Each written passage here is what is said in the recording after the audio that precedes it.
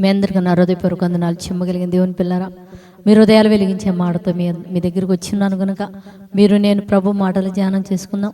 ప్రభు మాటలు ధ్యానం చేసుకోబోయే ముందు రాత్రి కాలం నుంచి మిమ్మల్ని, మీ కుటుంబాలని, మమ్మల్ని, సంఘాన్ని, భూమి మీద ఉన్న ప్రతి మానవుని జ్ఞాపకం చేసుకుని మనందరి జీవితాల్లో దేవుడు చేసిన ప్రతి మేలుకు ఉపకారమునకై మన ప్రభు, మన రక్షకుడైన యేసుక్రీస్తు వారి నామములో తండ్రి అయిన దేవుడికి శిరస్సు వంచి వందనాలు స్తుతులు తెలియచేసుకుంటూ ఈరోజు మన ఆత్మలకు ఆహారంగా దేవుడు ఏ మాటలైతే నియమించాడో ఆ మాటలు మనం ధ్యానం చేసుకోబోయే ముందు రాత్రి కాలం నుంచి మన జీవితాలు చేసిన మేలులన్నిటికీ దేవుడికి కృతజ్ఞత స్తుతులు చెల్లిస్తూ చిన్న ఆరాధన చేద్దాం. దేవుని పిల్లరా, అందరి కళ్ళు మూసుకుంటే ఆ తర్వాత వాక్యాన్ని మనం ధ్యానం చేసుకుందాం.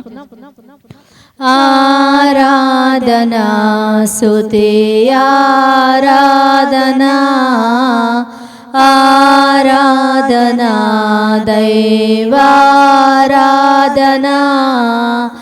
ఆరాధనా స్తుతి ఆరాధనా ఆరాధనా దైవారాధనా.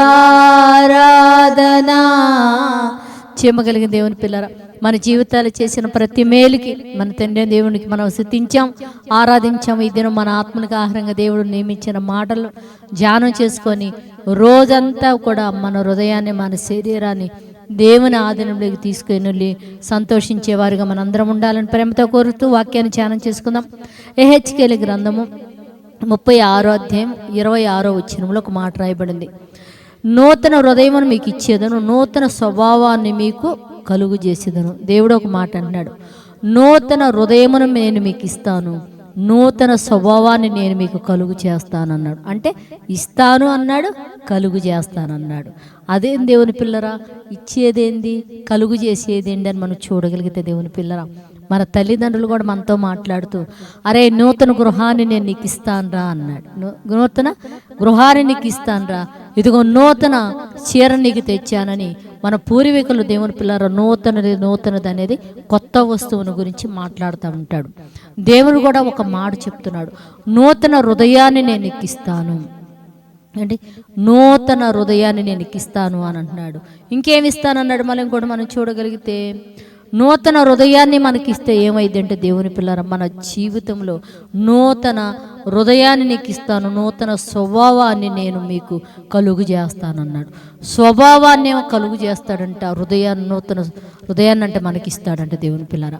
మరి ఈ నూతన హృదయం మనకి ఇవ్వటం వలన ఏంటి మనకు ప్రయోజనము, ఏంటి మనకు ఉపయోగం అని మనం చూడగలిగితే, చాలామంది దేవుని పిల్లరా ఈ నూతన స్వభావం, నూతన హృదయాన్ని దేవుడు కలుగు చేయకపోవటం వల్ల పరిస్థితులు ఏంటో తెలుసా మనం చూడగలిగితే దేవుని పిల్లరా, అనేక మంది మనశ్శాంతి లేక, ఆరోగ్యం లేక, కుటుంబంలో నెమ్మది లేక ఎంతో ఇబ్బందులు పడుతూ మానసికంగా రోగాలకు గురై కుషించిపోతున్నారు దేవుని పిల్లరా.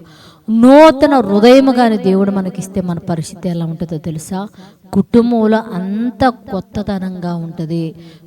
కుటుంబంలో ప్రతిదీ నూతనంగా మనకు కనపడతా ఉంటుంది దేవుని పిల్లరా. బిడ్డలు కానీ, కుటుంబంలో పరిస్థితులు కానీ, ఇబ్బందులు కానీ, ఇవన్నీ కూడా ఈ నూతన స్వభావం, నూతన హృదయం మనకు కలిగి ఉండటం వలన దేవుని పిల్లరా మన కుటుంబంలో అన్ని క్షేమస్థితులేకి వెళ్ళిపోతాయి. మనం ఎప్పుడు మనకి దేవుడు ఇస్తాను అన్నాడంటే క్రీస్తుకు కలిగిన మనసు మనం కలిగి ఉండాలి దేవుని పిల్లరా. ఈ క్రీస్తుకు కలిగిన మనసు మనం కానీ కలిగి ఉంటే అన్నీ నూతనమైనగా మార్చబడి క్రీస్తులో మనకి, మన పిల్లలకి, మన కుటుంబాలకి ఆశీర్వాదకరంగా మారే అవకాశం ఉంటుంది. కనుక దేవుని పిల్లరా మీరు కూడా నూతన హృదయం, నూతన స్వభావం దేవుడి చేయి పొంది అలా మీ కుటుంబం శాంతి సమాధానాలతో ఉండినట్లు ప్రార్థన చేద్దాం. పరిశుద్ధుడా, చేయగలిగిన మా పరలోకపు తండ్రి, నాయనని కృపగలిగిన నామానికి వందనాలు తండ్రి. ఇదిగో నూతన తండ్రి హృదయాన్ని, నూతన స్వభావాన్ని మాకు కలుగు చేస్తానంటున్నావు తండ్రి. అది ప్రతి బిడ్డ కూడా పొంది తండ్రి ఆ నూతన హృదయంతో, నూతన స్వభావంతో తండ్రి నైనా నిన్ను స్తుతిస్తూ, గణపరుస్తూ, మహిమపరుస్తూ వాళ్ళు ఆరోగ్యమును కలిగినైనా భూమి మీద ప్రతి ఒక్కళ్ళు కూడా తండ్రి సంతోషంగా, నెమ్మదిగా కుటుంబాలతో గడవగలిగే భాగ్యం ఇచ్చి సహాయం చేయమని నైనా అందరూ కూడా నీ వైపు తిరిగి రక్షణ పొందే భాగ్యం అనుగ్రహించమని మా రక్షకుడు నీ కుమారుడైన యేసయ్య పరిశుద్ధ నామములో ప్రార్థన అడుగుతున్నాం తండ్రి, ఆమేన్.